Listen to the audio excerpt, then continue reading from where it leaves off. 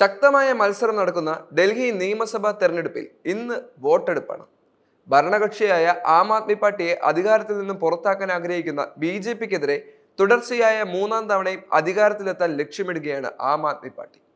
ദേശീയ തലസ്ഥാനത്ത് കോൺഗ്രസ് വീണ്ടും അധികാരത്തിലേക്ക് തിരിച്ചു വരുമെന്ന് പ്രതീക്ഷിക്കുകയും ചെയ്യുന്നു. രാവിലെ 7 മണി മുതൽ 1.56 കോടിയിലധികം വോട്ടർമാർ വോട്ട് രേഖപ്പെടുത്തും.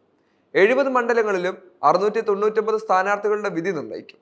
ഭരണം, അഴിമതി ആരോപണങ്ങൾ, വോട്ടർ പട്ടികയിലെ കൃത്രിമത്വം, ക്രമസമാധാനം, സൗജന്യ വാഗ്ദാനങ്ങൾ എന്നിവയെ ചൊല്ലിയുള്ള പ്രചരണത്തെ തുടർന്ന് കർശനമായ സുരക്ഷാ സംവിധാനത്തിലാണ് തെരഞ്ഞെടുപ്പ് നടക്കുന്നത്. അരവിന്ദ് കെജ്രിവാളിന്റെ നേതൃത്വത്തിലുള്ള ആം ആദ്മി പാർട്ടി അധികാരം നിലനിർത്താൻ ശ്രമിക്കുമ്പോൾ അതിന്റെ ഭരണ റെക്കോർഡും ക്ഷേമ പദ്ധതികളും അവർ ആശ്രയിക്കുന്നുണ്ട്. 25 വർഷത്തിലേറെയായി ഡൽഹി തിരിച്ചുപിടിക്കാൻ ശ്രമിക്കുന്ന BJP ആം ആദ്മി പാർട്ടിയുടെ അഴിമതിയും ദുർഭരണവും ആരോപിച്ച് ആക്രമണാത്മകമായ പ്രചരണം ആരംഭിക്കുകയും ചെയ്തു. അതേസമയം കഴിഞ്ഞ 2 തെരഞ്ഞെടുപ്പുകളിലും ഒരു സീറ്റ് പോലും നേടാൻ കഴിയാത്ത കോൺഗ്രസ് തിരിച്ചുവരവിനായി പരിശ്രമിക്കുകയാണ്.